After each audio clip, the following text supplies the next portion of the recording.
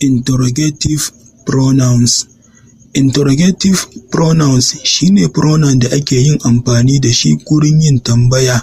A Turanci muna da interrogative pronouns guda 5 ne kamar haka: who, what, which, whom da kuma whose.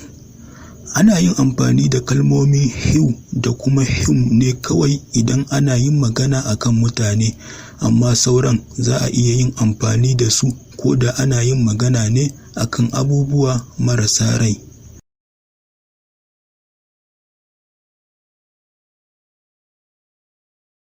Misalan interrogative pronouns a cikin magana: what do you bought for your birthday? Ma'ana, me ka sayo domin murnar ranar haihuwarka?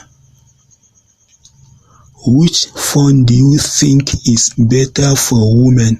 Ma'ana, wace waya ce kake ganin tafi dacewa ga mata? To whom are you speaking? Ma'ana, wa kake yi wa magana?